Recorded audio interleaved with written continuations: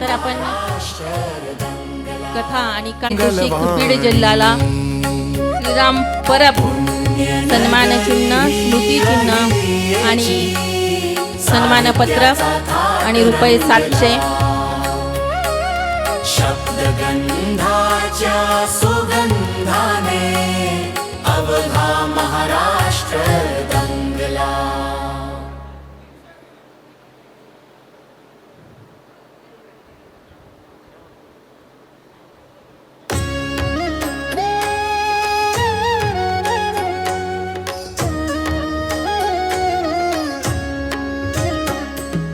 पुण्यनगरी ही अहिलेची साहित्याचा थाट. यानंतर आपण प्रथम पारितोषिक काव्यलेखन स्पर्धा सुगंधाने अवघा महाराष्ट्र परभणी येथून दंगला. श्रीमती शुभांगी राऊत मारे सोहरा करूया शब्दगंध साहित्यिक परिषद आयोजित काव्यलेखन स्पर्धा 2026 प्रथम पारितोषिक परभणी येथील आमच्या कवयित्री भगिनी शुभांगी राऊत मारे. स्मृती चिन्ह, सन्मानपत्र आणि रोख रक्कम रुपये 1000. सर्वच मान्यवरांना विनंती आहे की आपल्या शुभ हस्ते या पुरस्काराचं वितरण आपण करावं. पुण्यनगरी ही अहिलेची साहित्याचा थाट रंगला.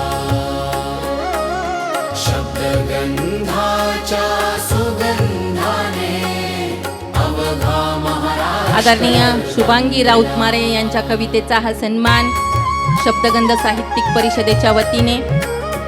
धन्यवाद मॅडम आपले.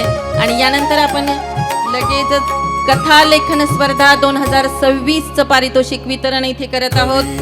उत्तेजनार्थ पारितोषिक स्वाती पुरी अकोले येथील.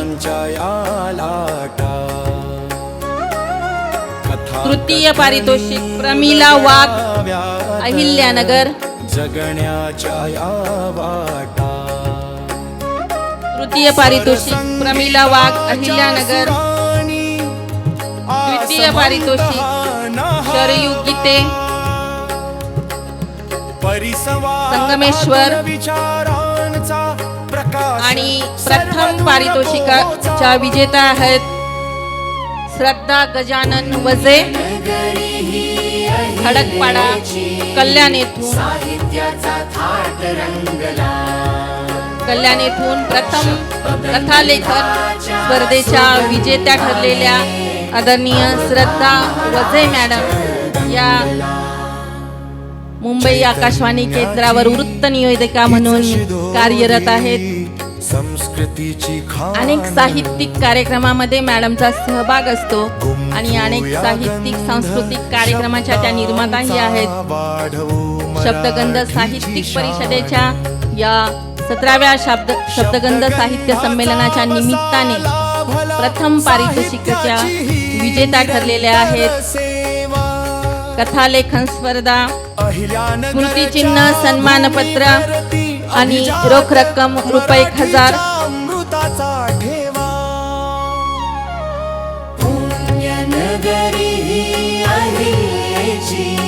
धन्यवाद आपले. सर्वच पारितोषिक प्राप्त साहित्यिकांचे पुनश्च एक वार हार्दिक आभार. मान्यवरांना विनंती आहे की आपण स्थानापन्न व्हावं.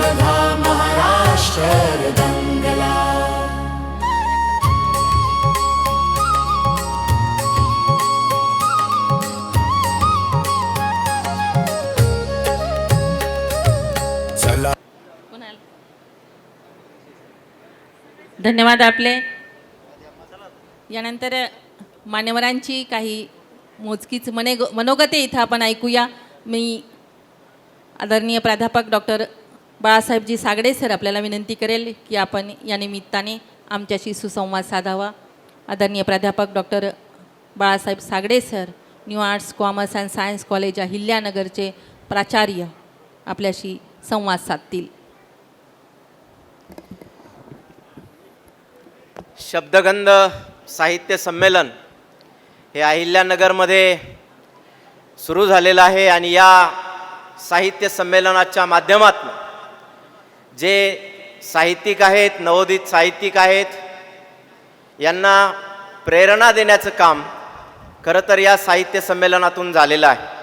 आज या प्रसंगी काव्यवाचन इथे आयोजित केलं होतं. अनेक सुंदर अशा कवितेंचं सादरीकरण इथे झालं. त्याचबरोबर पुस्तकांचं प्रकाशन या ठिकाणी आत्ताच नुकतंच संपन्न झालेलं आहे. या प्रसंगी कुलगुरू माननीय ढगे साहेब, त्याचबरोबर जयंतजी येलुलकर, व्यासपीठावर असणारे आमचे मित्र संदीप सांगळे, विद्यापीठ मराठी अभ्यास मंडळाचे चेअरमन, त्याचबरोबर सूर्यवंशी सर, उपस्थित सर्वच मान्यवर इथे उपस्थित आहेत. आणि खरं तर आपण पाहतो की साहित्य कृती ही अनुभवातून निर्माण होत असते. साहित्य कृती ही प्रथमतः लेखक अनुभवतो आणि त्याच्यातून ती निर्माण होते. समाजाचे प्रश्न मांडण्याचं काम, समाजातलं एकदम चित्रीकरण ज्याला आपण म्हणतो की जे समाजात चाललंय त्याचं वास्तव मांडण्याचं काम, त्या प्रश्नांना वाचा फोडण्याचं काम हे साहित्यिक करत असतात. परंतु आता सध्याचा काळ हा सोशल मीडियाचा काळ आहे. इंस्टाग्राम, सोशल मीडिया, फेसबुक या कडं तरुण पिढी अट्रॅक्ट होत आहे. परंतु खरं जे साहित्य आहे ते साहित्य वाचनातूनच विद्यार्थ्याचं किंवा सगळ्यांचंच व्यक्तिमत्व हे घडत असतं. त्या व्यक्तिमत्वाला आकार येत असतो. आणि किती जरी आपण म्हटलं तर आर्टिफिशियल इंटेलिजन्स, AI आपण म्हणतो, परंतु या AIच्या युगामध्ये संवेदनता जी आहे, संवेदनशीलता, इमोशन्स जे आहेत, तर ते जपण्याचं काम हे साहित्य करतं. तर ती संवेदनशीलता ही साहित्यात असते. आणि म्हणून या शब्दगंध साहित्य संमेलनाच्या माध्यमातून अनेक चांगले उपक्रम इथे संपन्न झालेले आहेत. परिसंवाद इथे आहेत. साहित्य कलाकृतींचं इथे नवनिर्मिती झालेली आहे. आणि खरंच आमचे मित्र सुनील गोसावी आणि त्यांचा सर्व परिवार या साहित्य संमेलनामध्ये हातोनात कष्ट घेत आहे. आणि खरं तर शहनाज मॅडम, हे वातावरण जे आहे की हे वातावरण निर्मिती फार महत्त्वाची आहे. आणि या शहरामध्ये, हे शहर साहित्यिकांचं शहर आहे, हे शहर लेखकांचं आहे, हे शहर विचारवंतांचं आहे. अशी ओळख जेव्हा या शहराची निर्माण होईल तेव्हा खऱ्या अर्थानं आपलं नगर हे पुढं जाईल, अहिल्यानगर पुढं जाईल. आणि शब्दगंध साहित्य संमेलनाचं यामध्ये मोठं कॉन्ट्रीब्युशन आहे. मी आलेल्या सर्व साहित्यिकांचा मनपूर्वक अभिनंदन करतो. त्यांना पुढील कार्यासाठी शुभेच्छा देतो की इथेच न थांबता अशी पुस्तकं आपण लिहित राहा आणि शब्दगंधच्या साहित्य संमेलनामध्ये दरवर्षी सहभागी होत राहा, असं आवाहन या निमित्ताने करतो. धन्यवाद. धन्यवाद सर. या कार्यक्रमासाठी आवर्जून उपस्थित असलेले शब्दगंध महाराष्ट्र साहित्य परिषदेचे प्रतिनिधी म्हणून आणि साहित्य विश्वात आपला वेगळा ठसा उमटवणारे, अहिल्यानगरच्या सर्वांगीण विकासासाठी नेहमीच धडपडणारे व्यक्तिमत्व आदरणीय जयंतजी येलुलकर, मी आपल्याला विनंती करेल की या निमित्ताने आपण आमच्याशी संवाद साधावा.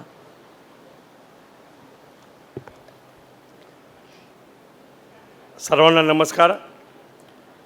आज आपण 17व्या राज्यस्तरीय शब्दगंध साहित्य संमेलनासाठी सगळे उपस्थित आहोत. आणि कालपासून अतिशय उत्साहाच्या, अतिशय आनंदाच्या वातावरणात सुरू झालेला हा सोहळा खरं तर या नगर शहराच्या वैभवात मोठी भर घालणारा ठरणार आहे.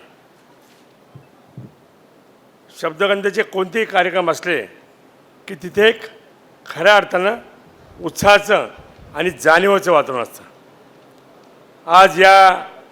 आजच्या या व्यासपीठावर उपस्थित असलेले आजच्या या शब्दगंध साहित्य संमेलनाचे सन्माननीय संमेलनाध्यक्ष, आमचे मित्र आणि सिनेटच्या बॉडीवर असलेले चेअरमन, त्याचप्रमाणे पुणे शहराच्या किंवा पुणे जिल्ह्याच्या साहित्य, सामाजिक, सांस्कृतिक क्षेत्रामध्ये, विद्येच्या प्रांगणामध्ये मोठं योगदान असलेले व्यक्तिमत्व माननीय डॉक्टर संदीपजी सांगळे साहेब, त्याचप्रमाणे आमच्या इथे पाहुणे म्हणून आलेले आदरणीय प्राध्यापक डॉक्टर अशोकरावजी ढगे माजी कुलगुरू, त्याचप्रमाणे आमच्या या नगर शहराच्या वैभवात भर असणारे, त्याचप्रमाणे महाविद्यालय जीवनामध्ये ज्यांच्याविषयी अतिशय मोठा आदर आहे असे आदरणीय प्राचार्य आणि ज्यांना साहित्य आणि सांस्कृतिक क्षेत्राची मोठी रुची आहे असे माननीय डॉक्टर बाळासाहेब सागडे सर, आदरणीय अभिनव खानदेशी धुळेचे संपादक पाहुणे आपले प्रभाकरजी सूर्यवंशी सर, त्याचप्रमाणे शब्दगंध समूहाचे सर्व सन्माननीय पदाधिकारी आणि या शब्दगंध साहित्य संमेलनाच्या योगदानामध्ये ज्यांचं मोठं काम आहे, ज्यांना खरंच मनापासून वाटत असतं की काहीतरी घडावं, निर्माण व्हावं साहित्य क्षेत्रात